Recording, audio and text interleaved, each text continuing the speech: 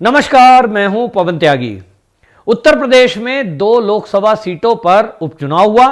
इसमें एक सीट थी रामपुर की और दूसरी सीट थी आजमगढ़ की। और यहां आपको बताएं, ये जो 2 सीटें थी, यहां से समाजवादी पार्टी के दिग्गज नेता सांसद थे।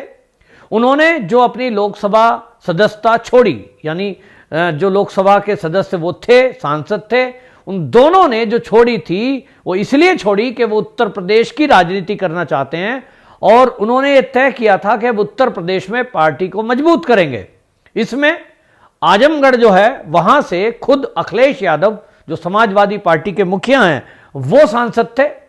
उन्होंने सांसदी छोड़ी और वो अपने परंपरागत गढ़ से, सीट से, वहां से अब एमएलए चुन करके और उत्तर प्रदेश की राजनीति में आए हैं।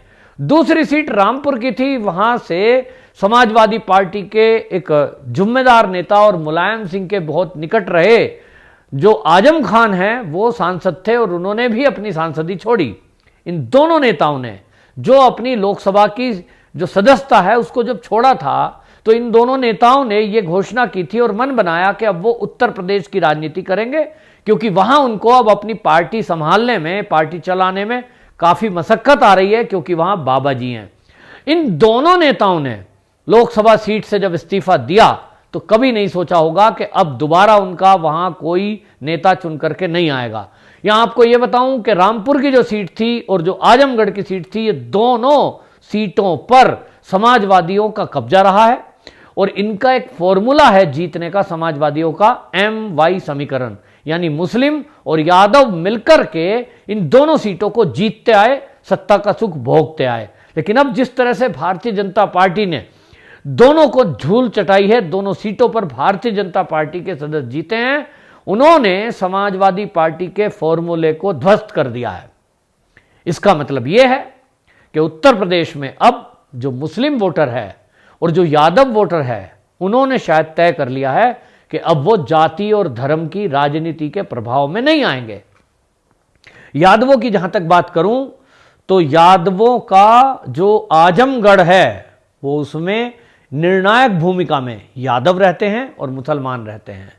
दोनों सीटों पे जो अब नतीजे आए हैं उसमें आपको बता दूं, भारतीय जनता पार्टी के निरहुआ जो कि एक कलाकार हैं, दिनेश लाल यादव, आप जानते हैं वो गायक हैं, गाने गाते हैं, एक्टिंग करते हैं। उनका राजनीतिक कोई बैकग्राउंड नहीं है और वो राजनीति में नए हैं, लेकिन उन्होंने समाजवादी पार्टी के धुरंधर को हराया है और वो धुरंधर और कोई नहीं है, वो धीरेंद्र यादव हैं जो अखिलेश यादव के चचेरे भाई हैं। इसका मतलब मैं ये कह सकता हूं कि उन्होंने डायरेक्ट नहीं, इनडायरेक्टली अखिलेश यादव को ही धूल चटाई है। और ये कैसे हुआ है? क्योंकि वहां आपको बता दूं, जो अभी तक निरहुआ जीते हैं दिनेश लाल यादव, उनका बेशक उन्होंने ये कहा है कि ये जो मेरी जीत है ये योगी बाबा जी के बुलडोजर जो उनका है, बुलडोजर नीति जो है उस पर जीत है और मोदी जी के केंद्र की योजनाओं की जीत है। निरहुआ ने पत्रकारों से बात करते हुए यह भी बताया कि जब ये बुलडोजर की बात करते थे उत्तर प्रदेश में, तो ये मुलायम सिंह के बेटे अखिलेश यादव ये मजाक उड़ाया करते थे कि भाई आजकल बाबाओं का बुलडोजर चल रहा है, बुलडोजर का चुनाव चिन्ह रख लो ना, इस तरह की बातें करते थे। लेकिन इस बुलडोजर जो ये नीति है, जो बुलडोजर चला है, ये आम आदमी पर नहीं चला, ये बदमाशों पे चला, ये माफियाओं पे चला, ये गुंडों पे चला। तो इसलिए जो बुलडोजर नीति है उस पर जनता ने मोहर लगाई है। केंद्र की जो नीति है उस पर उत्तर प्रदेश के इन दोनों उपचुनाव में मुस्लिम और यादव ने मोहर लगाई है, क्योंकि अगर ये दोनों एक होते और समाजवादी पार्टी के लिए वोट करते तो निश्चित रूप से समाजवादी पार्टी ही पहले की तरह जीतती। लेकिन अगर वो हार गई है तो इसका मतलब यह है कि यादव और मुस्लिम दोनों का अब इस समय जो मूड है वो भारतीय जनता पार्टी के पक्ष में जा रहा है। अब ये लोग समझ रहे हैं कि जब से केंद्र में मोदी सरकार आई है और 2017 से उत्तर प्रदेश में योगी जी आए हैं, ये दोनों ऐसे लोग हैं जिनके नाम पर समाजवादी पार्टी हो या कांग्रेस हो या बसपा हो, ये मुसलमानों को डराती आई है कि भाई बीजेपी अगर आ गई, ये तो कट्टर हिंदूवादी पार्टी है, ये तो तुम्हें खा जाएंगे, ये तो तुम्हें कोई सुविधा देंगे नहीं, ये तो हिंदुओं की पार्टी, केवल हिंदुओं का ध्यान रखेगी। लेकिन आज जो आंकड़े बयान कर रहे हैं, उन आंकड़ों पर पढ़ा लिखा वर्ग, पढ़ा लिखा समाज, जो कि यादवों में भी है, जो कि मुस्लिमों में भी है, वो समझता है। कितने यादवों को सरकारी आवास मिले हैं, वो भी फ्री में। कितने मुसलमानों को सरकारी मकान मिले हैं, वो भी फ्री में। कितने मुस्लिम और यादवों को उज्ज्वला गैस मिली है, बीमे का लाभ मिला है, सम्मान निधि मिली है, ये सब मिल रहा है। तो उनको अब विश्वास आ रहा है कि जो विपक्ष उनको राजनीति करता रहा था और उनके बल पर जीतता रहा था झूठ बोलकर, वो केवल उनको छल रहा था। और इसलिए आपको बता दूं कि इन दोनों सीटों से आपको बताएं, जहां तक कि रामपुर की बात है, वहां घनश्याम लोधी भारतीय जनता पार्टी के, उन्होंने असीम राजा को हराया। और इसी तरह जो आजमगढ़ है, वहां दिनेश लाल यादव जो निरोया हैं वो जीते हैं, निरहुआ जीते हैं। यहां आपको यह भी बता दूं कि अब जो समाजवादी पार्टी है, इससे तो मुसलमानों का मोह भंग हो गया।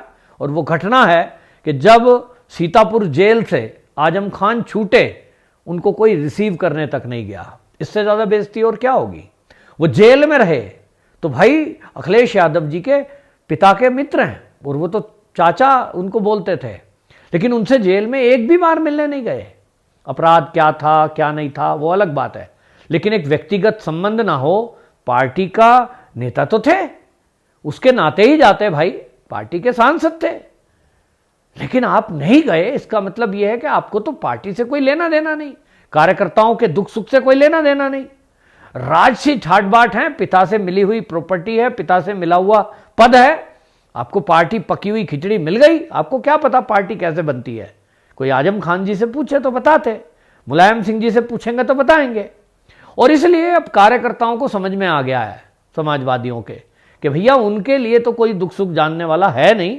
बहुत सारे बड़े लीडर तो भारतीय जनता पार्टी में ही आ गए हैं, लेकिन अब आगे आप देखेंगे जब लोकसभा चुनाव आएगा तो इन दोनों उपचुनाव का इफेक्ट उस पर पड़ने वाला है। यहां तक आपको आंकड़े की बात करूं तो 2014 में जो रामपुर सीट थी वो जीती थी बीजेपी ने, लेकिन उस टाइम कह रहे थे कि बसपा का और समाजवादी और बीजेपी की वजह से त्रिकोणीय मुकाबला हुआ और ये तुक्का हो गया साहब, इसमें नहीं जीत सकते। लेकिन 19 में आपको बताएं ये जो चुनाव हुआ, इस 19 के चुनाव में रामपुर से फिर जो ये जीते हैं और अब दोबारा जीत जो हासिल हुई है बीजेपी के लिए, ये बहुत बड़ी बात है। यहां अब ये सिद्ध हुआ है कि जिस तरह की चीजें अब उत्तर प्रदेश में हो रही हैं, उसमें अखिलेश यादव जो बयानबाजी करते हैं उसका सीधा असर वहां की जनता पर पड़ रहा है। उन्होंने देख लिया कि कोई भी देश के हित का मुद्दा हो, अखिलेश यादव उल्टा ही बोलेंगे। अब आप देखिए, जहां नहीं बोलना है वो वहां भी बोलेंगे। तो अब वो हिंदूवादी छवि तो रही नहीं उनकी, लेकिन अब वो इधर के न रहे ना उधर के रहे। मुसलमानों के लिए भी उन्होंने क्या किया, कब्रिस्तानों की दीवारें जरूर बनाई, इसके अलावा क्या काम किया। कोई उनको सरकारी मकान दिए हों, फ्री में कोई नौकरियां दी हों, उनके बच्चों के लिए कोई काम किया हो, क्षेत्र में कोई विकास किए हों, क्या काम किया। तो ये पक्षपातपूर्ण राजनीति। और ऐसे यादव हैं, यादव जो गढ़ हैं, चाहे आजमगढ़ के यादव हो या एटा मैनपुरी इटावा के हों, वो कहते हैं साहब ठीक है यादव हैं, यादव की जाति के कारण हम अब तक वोट करते रहे इस खानदान को, लेकिन अब परिवारवाद की पार्टियों का समय खत्म। अब परिवारवाद नहीं चलेगा देश में, अब विकास चलेगा। और उत्तर प्रदेश में तो बुलडोजर चलेगा।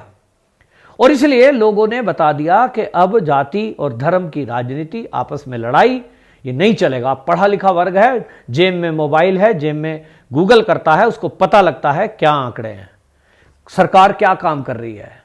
तो अब उनको बहकाया नहीं जा सकता।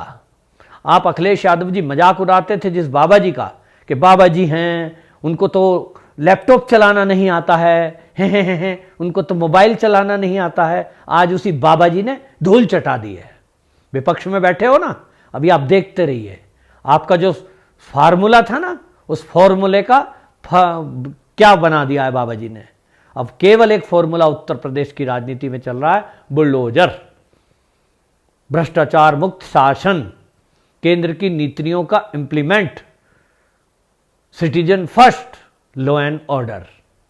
और इसलिए एक बाबा जी जिसका आप मजाक उड़ाते थे, गेरुआ वस्त्रधारी, उसका काम देख लीजिए, जिस पर अब आपके सभी फार्मूले धूल हो गए, हवा हो गए। तो इसलिए अखिलेश यादव के लिए खतरे की घंटी है। और इस खतरे की घंटी में आपको बता दें कि आजमगढ़, जहां पे अभी जो है यादव 75,000 और दलित और मुस्लिम 60,000 है, अगर वहां से निर्विवाद जीत रहे हैं और जीत करके आ रहे हैं, तो इसका मतलब समझते हैं आप? इसका मतलब यह हुआ कि जो यादव वहां 70,000 है ना, अब उन्होंने तय कर दिया है कि परिवारवादियों के पीछे अब वो खड़े नहीं होंगे। अब वो ऐसे व्यक्ति के पीछे खड़े होंगे जो उनके क्षेत्र में काम करेगा, जो लोगों के बीच जाएगा। अखिलेश यादव जी की कार्यशैली लोगों ने देखी है, राजसी ठाट बाट है साहब, राजाओं वाली जिंदगी है। ऐसे वो जनता को प्रजा समझते हैं। उनसे मिलने कोई आम आदमी तो जा नहीं सकता, आम आदमी की वो समझ नहीं सकते समस्याएं क्या हैं। और इसलिए आम आदमी अब समझ गया है कि उनको कैसा नेता चाहिए। तो बहरहाल दोनों उपसभा जो उपचुनाव हुए हैं उत्तर प्रदेश के, और दोनों सीटों पर भारतीय जनता पार्टी जो जीती है, ये लोकसभा चुनाव 2024 का सेमीफाइनल है। मात्र 1.5 साल लोकसभा के चुनाव में बचा है, लेकिन जिस तरह से ये जीत हासिल भारतीय जनता पार्टी ने की है, निश्चित रूप से इससे बीजेपी के कार्यकर्ताओं का उत्साह बढ़ा हुआ है। वहीं योगी जी के काम को एक बार फिर से उत्तर प्रदेश की जनता ने मोहर लगाई है और ये बता दिया है कि 2024 लोकसभा चुनाव में भारतीय जनता पार्टी के सांसद, मैं कहता हूं कि सारे के सारे सांसद भारतीय जनता पार्टी के ही जीत के जाने हैं, ये तय माना जा रहा है। वंदे मातरम।